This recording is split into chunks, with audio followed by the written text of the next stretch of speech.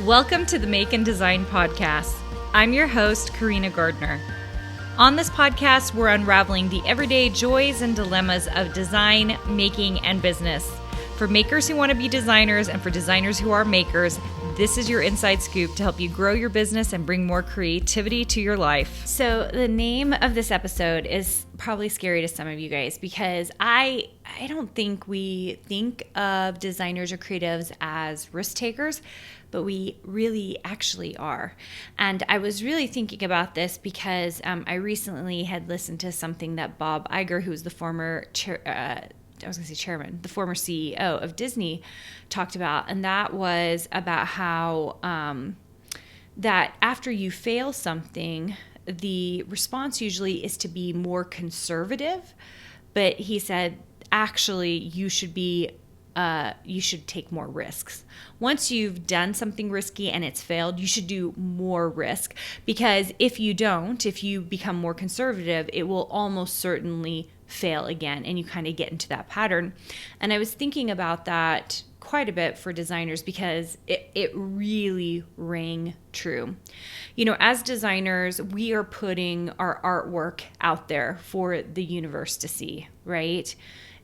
For some of us, that feels like no big deal. For some of us, that actually feels very, very risky to put kind of some of our heart and soul or maybe our baby out there for other people to see.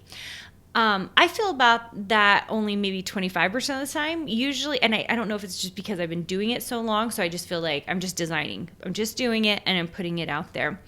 But if you are someone who feels that way, who you feel like, oh my gosh, I'm putting this out there to be seen, to be critiqued, to be liked or judged, then that is a risk, and it feels very vulnerable, and it can be very, very hard.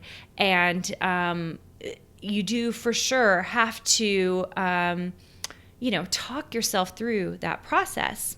So I think there's that piece of it. But the other piece I really thought about was over the last 14 years as I have owned my design business, so it's different than when I was teaching at a university. It's really set, right? When you have a job and you are teaching somewhere, or you have a job and you're designing in-house somewhere, that's really different than owning your own creative design business. We have to take risks every day. And some of them don't even feel like high risk, but they are more than you realize. So one of the things we teach in Design Suite is we have to choose online shops, and we have like a subset of them that we like our designers to go work for to get going, making money and doing all the things, right?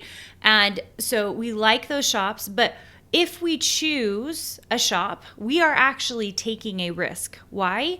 Because they're going to suck up a ton of our time, right? If we're in 5 shops, there are going to be 5 shops that suck up a lot of our time. That's a risk we are taking with one of our most important resources, which is time.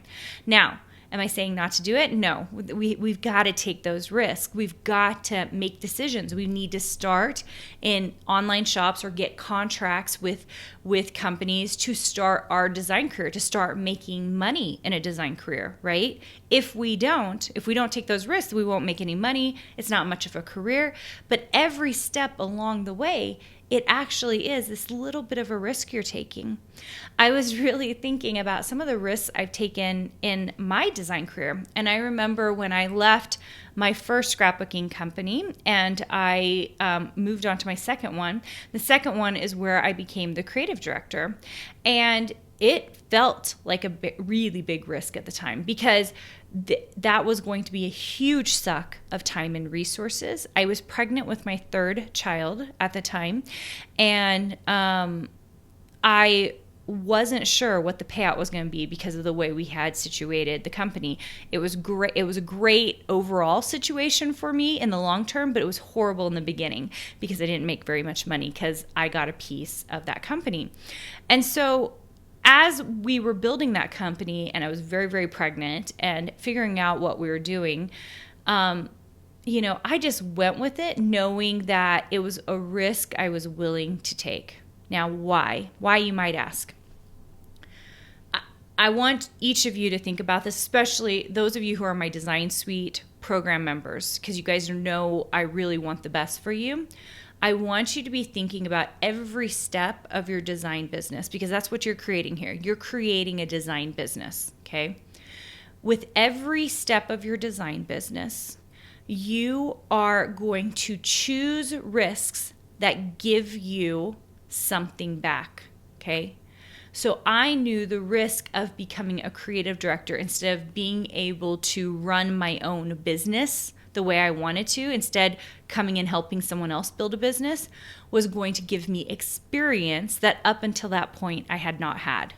I had been a professor. I knew academically what was right in design. But I didn't know what a creative director was thinking when they were looking at my work, right? And suddenly I did. I really knew, because I really had a firsthand knowledge of those meetings that I was sitting in, those printing, all the printing we were doing, checking on colors, making sure that was like for the first time I really saw the process. And it was the first time I also saw that there were times where great designers would send me stuff and we didn't use it. Not because it wasn't great, but because there was either something competing that we already had, because the timing wasn't right, because the artwork, we focus grouped it, and even though the artwork was great, we were really struggling to have people connect to it. Color scheme was something we had already done before. So there were all these things that were going on with me as a creative director that I now saw from this point of view. So as a designer, when I have contracts, and I have contracts right now, right? I don't get offended or sad when my line doesn't make it all the way through. Why? Because I know it might not be just the artwork. We've got to tweak it in some way to make it work for whatever that creative director is thinking about, right? I hope that gives a lot of you hope too, because so many times we get really offended or sad or worried and we're like, oh my gosh, we were rejected. When the truth is it had more to do with the bigger picture of things and very little to do with you, right? Very, very little. It wasn't because the artwork wasn't good. It wasn't because you weren't a fantastic designer. It just wasn't right for this particular point in time, okay? So there was that piece, okay? So I kept thinking about some of the risks that I have taken, and I was thinking about the risks my Design Suite members have taken. There has been something that has popped up over and over and over again in the last little bit, and that is we are getting a lot of Design Suite members who have taken programs before. Some of them my programs, like from 12 years ago before, okay? And in the last couple that have come in, and I usually do a consult, you have to apply to get into the program and stuff because we want to make sure you're a good fit for the overall group. We have a very tight-knit community.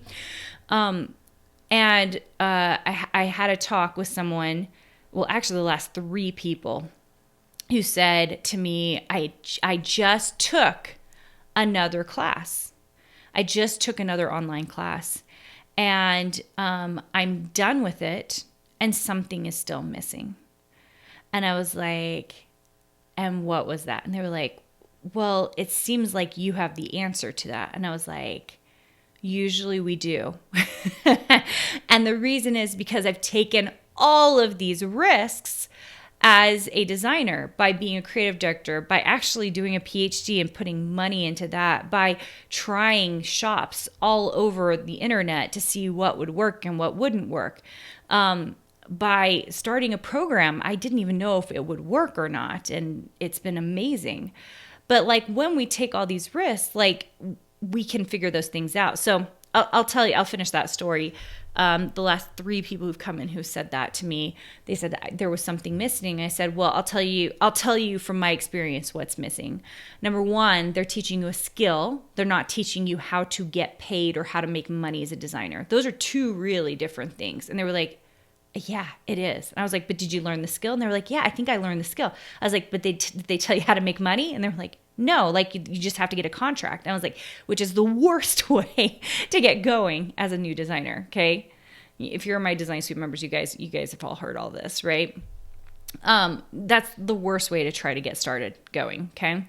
The second thing is I suspect they didn't give you the time or one-on-one mentorship that you actually needed. And they were like, yeah, I never heard from the person. I was put in my own group. It was a short program, just a few months long or even a month long. And so, I didn't know, what to do next. And I was like, yes. And that is the other reason. And so I went about building my program just the way I knew I would from a university background. But then it's so crazy that then as people started coming in the program, they were taking risks. How are they taking risks? They risked taking a smaller program, right? And instead of doing like cutting their losses and being more conservative, they'd already been in and they go, wait, I'm going to take a bigger risk because I now know what's missing. And that actually is one of the powers of risk taking, is when we take small risks and we kind of see what works and doesn't work. So I think that's really great that you can do that. Then you have the ability to move on and take a bigger risk because it's not as big of a risk, is it, right?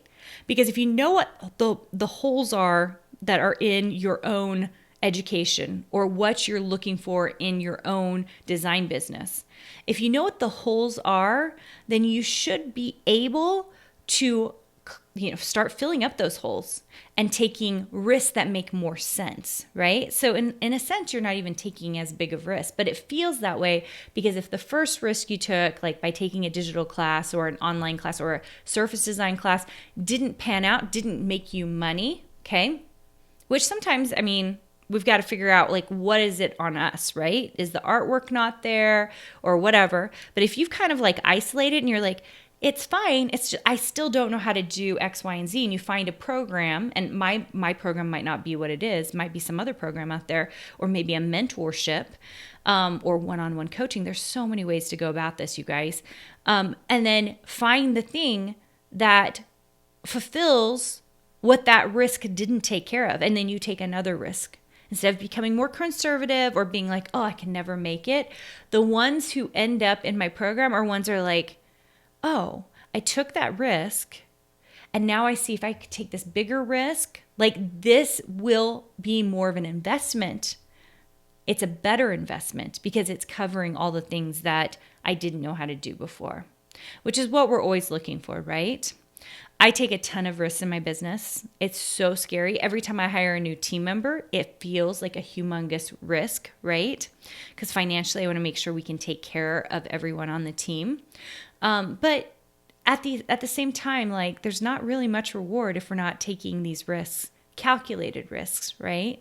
Calculated risks that are investments of our time, investments of our money, so that we can be successful, so that we can get to the place that we've always wanted to get. So I hope for you that you are a thoughtful risk taker. I know my Design Suite members definitely are. It's a big investment to come into a program like mine because it's, first of all, it's your time. We expect a year of your time to get you where we want you going, okay?